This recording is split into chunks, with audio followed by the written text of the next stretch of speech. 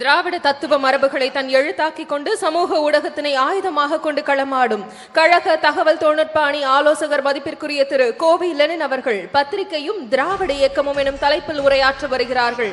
அவர்களுக்கு சிறப்பு செய்கிறார்கள்.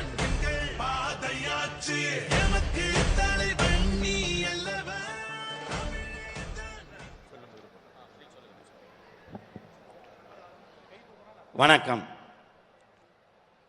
எப்போதும் போல்தான் இன்றைக்கும் சேலத்தில் சூரியன் உதித்திருக்கிறது. ஆனால் இன்று உதித்த சூரியன் இனி அஸ்தமிக்கவே போவதில்லை என்பதை காட்டக்கூடிய வகையிலே இந்த சேலத்தில் மட்டுமல்ல, மேற்கு மாவட்டங்கள் முழுவதும், தமிழ்நாடு முழுவதுமே இனி உதய சூரியன்தான் நிரந்தரமாக இருக்க போகிறது என்பதை நம்முடைய இளந்தலைவர் கூட்டியிருக்கின்ற இந்த இளைஞரணியுடைய 2வது மாநில மாநாடு பறைசாற்றி கொண்டிருக்கிறது. ஒரு மிக முக்கியமான கட்டத்திலே போர்க்களத்திற்கு வீரர்களை தயார் செய்வது போல இந்தியா மிகப்பெரிய அச்சுறுத்தலுக்கு ஆளாகி இருக்கின்ற நேரத்தில் பாசிச மதவெறி சக்திகள் பெரும்பான்மை இந்து மக்கள் உட்பட அனைத்து மத மக்களையும் அச்சுறுத்தி கொண்டிருக்கின்ற நேரத்தில் அதற்கான போர்க்கள வீரர்களை தயார் செய்கின்ற ஒரு பாசறை அரங்கமாக நடந்து கொண்டிருக்கிறது இந்த இளைஞரணியின் மாநில மாநாடு. இந்த மாநாட்டில் ஒவ்வொரு தலைப்பிலும் பேசப்படுகிற பேச்சுகள் அனைத்துமே திராவிட இயக்கத்தின் கொள்கை கருவூலங்கள். அந்த வகையிலே ஒவ்வொரு பேச்சாளரும் சொல்கின்ற கருத்துக்களை நீங்கள் மனதிலே பதிய செய்து கொள்கின்ற இந்த நேரத்தில் இப்படிப்பட்ட ஒரு வாய்ப்பை வழங்கிய கழகத்துடைய தலைவர் அவர்களுக்கும், பொதுச் செயலாளர் அவர்களுக்கும், பொருளாளர், முதன்மை செயலாளர், ஏனென்றால் முதன்மை செயலாளர் இல்லை என்றால் இப்படிப்பட்ட ஒரு மாநாடை வேறு எங்கும் பார்க்க முடியாது. திருச்சியில மட்டும்தான் நடத்துவாருன்னு நினைச்சேன். என்னை எங்க கொண்டு போய்விட்டாலும் அங்கே இப்படியான ஒரு மகத்தான மாநாட்டை நடத்தி காட்டுவேன் என்று அவர் இன்றைக்கு நிரூபித்து காட்டியிருக்கிறார். கழகத்தின் துணை பொதுச் செயலாளர்கள் இருக்கிறார்கள். எனவே எல்லோரையும் பெயர் சொல்லி அழைப்பதோ விழிப்பதோ இந்த நேரத்தில் பொருத்தமாக இருக்காது என்பதால் திராவிட முன்னேற்ற கழகத்தின் நிர்வாகிகளுக்கும் கழக உடன்பிறப்புகளுக்கும் என் முதற்கண் வணக்கத்தை தெரிவித்துக் கொள்கிறேன். திராவிட இயக்கமும் பத்திரிகைகளும் என்ற தலைப்பிலே நான் பேசுவதற்கான தலைப்பு வழங்கப்பட்டிருக்கிறது. மற்றவர்களுடைய தலைப்புக்கும் இந்த தலைப்புக்கும் ஒரு சின்ன வேறுபாடு உண்டு.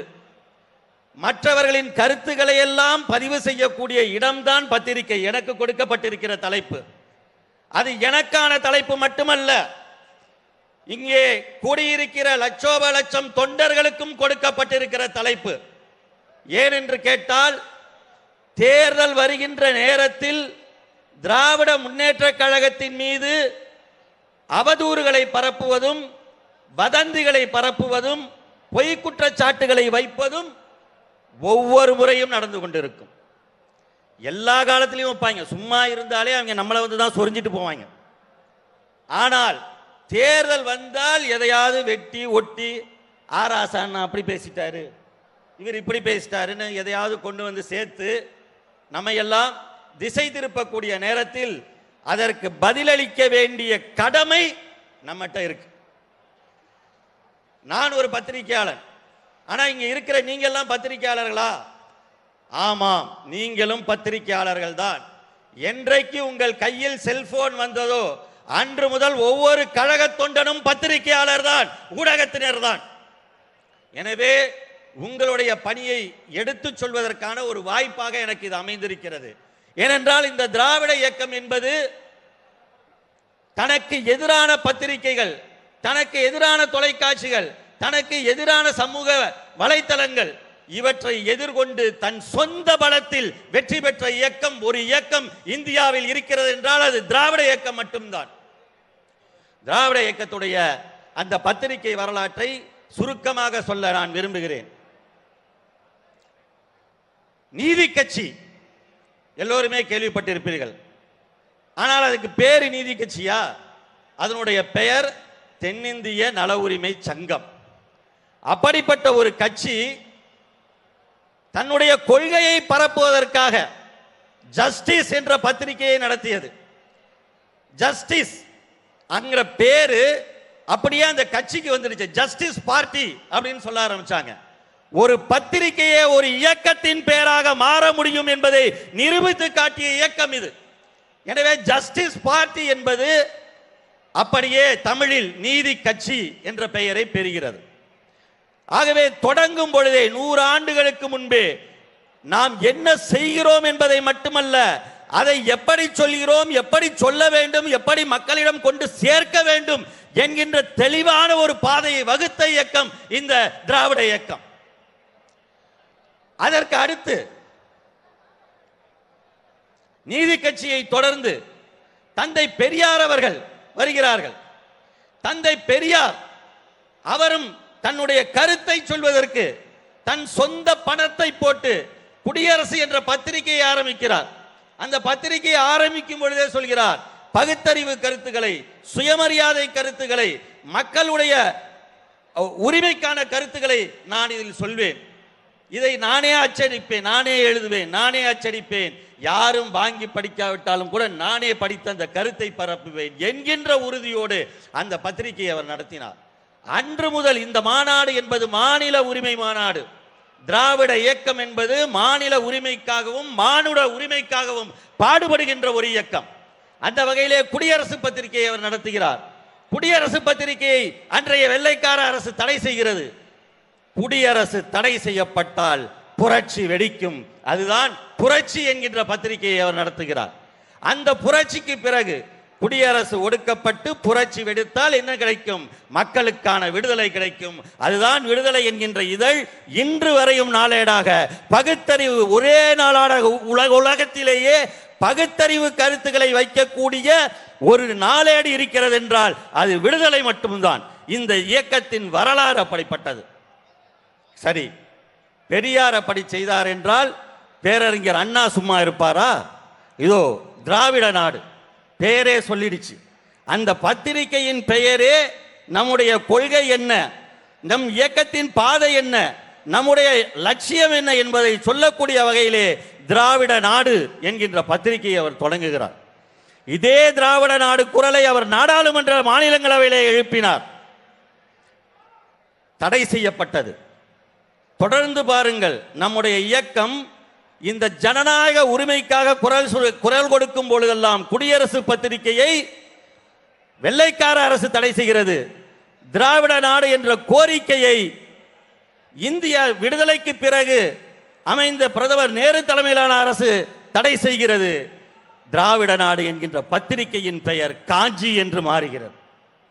அது மட்டுமல்ல, தமிழில் சொன்னால் மட்டும் போதாது, நம்முடைய கருத்துக்களை ஆங்கிலத்திலும் சொல்ல வேண்டும் என்று ஹோம்லேண்ட் என்ற பத்திரிகையும் பேரறிஞர் அண்ணா அவர்கள் நடத்துகிறார். அண்ணா மட்டுமா, திராவிட இயக்கத்தின் மற்ற தலைவர்களும் தங்களுடைய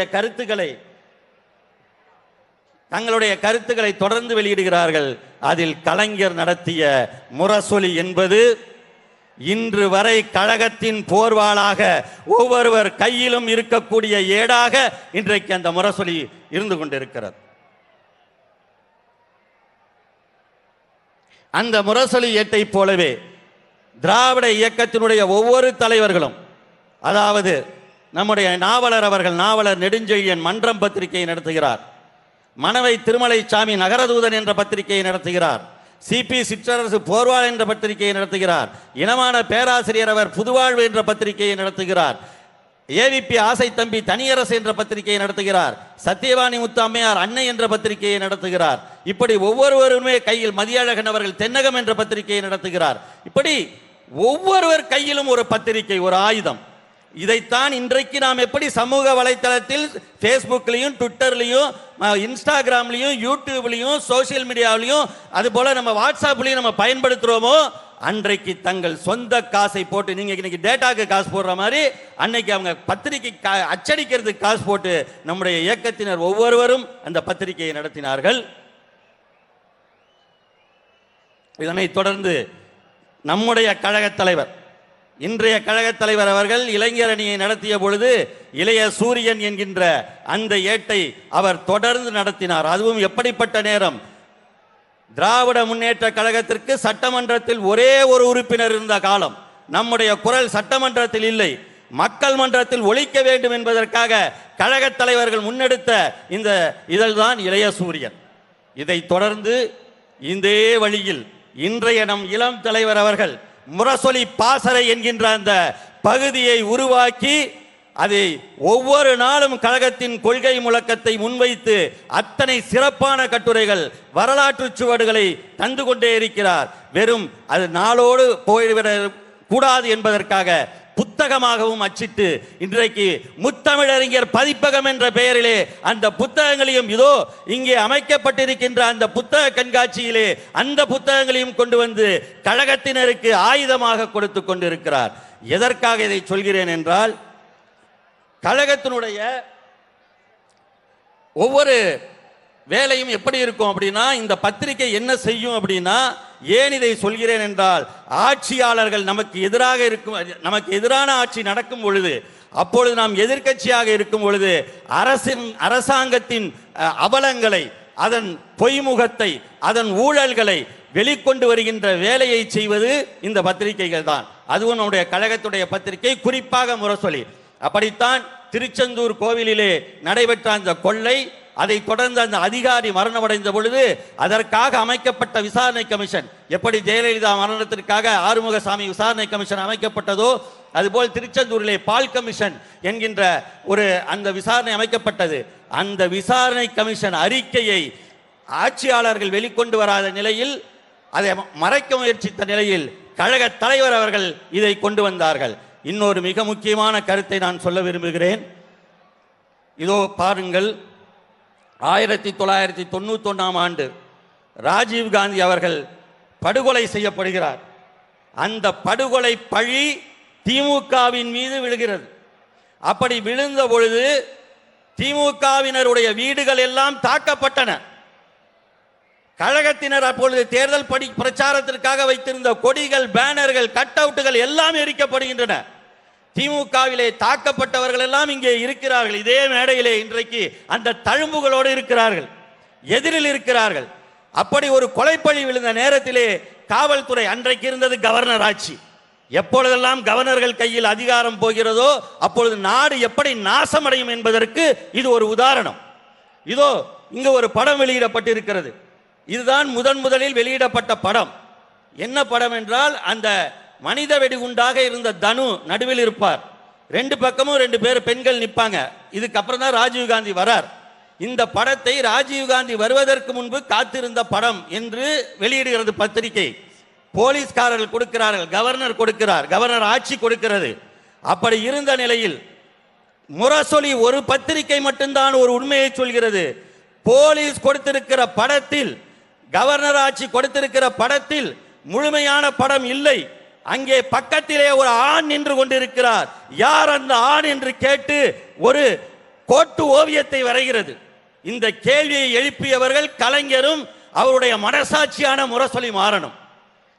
எப்பொழுது நாம் படுதோல்வி அடைய செய்யப்பட்டிருக்கிறோம், ஒற்றை எம்எல்ஏவோடு இருக்கிறோம், கொலைப்பழியை சுமந்து கொண்டிருக்கிறோம், ஜெயின் கமிஷன் விசாரணை எதிர்கொண்டிருக்கிறோம், அந்த நேரத்தில் முரசொலி வெளியிடுகிறது, உங்களுடைய முகத்திரையை கிழிக்கிறோம் என்று சொல்லி யார் அந்த நபர் என்று கேட்கிறது. இந்த கேள்வி வந்த பிறகுதான் அடுத்து ஒரு படத்தை வெளியிடுகிறார்கள். இப்பொழுது பாருங்கள், பக்கத்திலே மேலே இருப்பது முதலில் வந்த படம், அடுத்து வந்திருப்பது முரசொலி வரைந்திருக்கிற கோட்டோவியம். அதன் பிறகுதான் ஒரு நபர் வருகிறார். அந்த படம் முழுமையான படம் வருகிறது. அந்த நபர் பேர் தான் ஒற்றை கண் சிவராசன். இந்த கொலையை செய்வதற்கு தூண்டுகோலாக தனு, ஒற்றை கண் சிவராசன் என்றெல்லாம், சுபா என்றெல்லாம் இருந்த அந்த கூட்டத்தை மறைத்து பழியை திமுக மீது போட்டு அது தன் ஆட்சியை இழந்து அவலத்துக்கு ஆளாகி 5 ஆண்டு காலம் நமக்கு ஒரு மிகப்பெரிய கொடூர தண்டனை கிடைக்கக்கூடிய நிலைமைக்கு வந்த பொழுது இந்த படத்தை முரசொலி வெளியிட்டது. அதன் பிறகுதான் ராஜீவ்காந்தி படுகொலையாளிகள் யார் யார் என்பது உண்மை வெளியில் வந்தது. அப்படி குற்றஞ்சாட்டப்பட்ட அந்த குற்றப்பத்திரிகையில் இருந்த 40க்கும் மேற்பட்டவர்களில் ஒருவர் கூட திமுகவினர் கிடையாது. ஆக எப்படிப்பட்ட ஒரு நிலை நம் மீது வந்திருக்கிறது என்பதை உணர்ந்து இப்படித்தான் பொய்யையும் வதந்தியும் கொண்டு வருவார்கள். அதை முறியடிப்பதற்கு நம்முடைய இளந்தலைவர் அவர்கள் இந்த மாநில உரிமை மாநாட்டை எடுத்திருக்கிறார். இதில் சொல்லப்பட்ட தீர்மானங்களை, மாநில உரிமை காக்கும் தீர்மானத்தை, தொங்கு சதையான ஆளுநரை அகற்ற வேண்டும் என்கின்ற தீர்மானத்தை, அந்த பதவியை ரத்து செய்ய வேண்டும் என்ற தீர்மானத்தை, நீட்டு விலக்கை, இன்னும் என்னென்ன மாநில உரிமைகள் இருக்கிறதோ அத்தனையும் முன்னெடுக்கின்ற முன்கள வீரர்களாக, போர்க்கள வீரர்களாக சமூக வலைத்தளத்தை, வாட்ஸ்அப்பை, பேஸ்புக்கை, ட்விட்டரை, இன்ஸ்டாகிராமை, யூடியூபை கையில் எடுங்கள். வெற்றி நமதே, 40 நமதே, நாடும் நமதே. அந்த வெற்றியை கழக தலைவரிடம் நம்முடைய இளந்தலைவர் ஒப்படைக்க வாய்ப்பளியுங்கள் என்று கூறி நன்றி தெரிவித்து விடைபெறுகிறேன். வணக்கம்.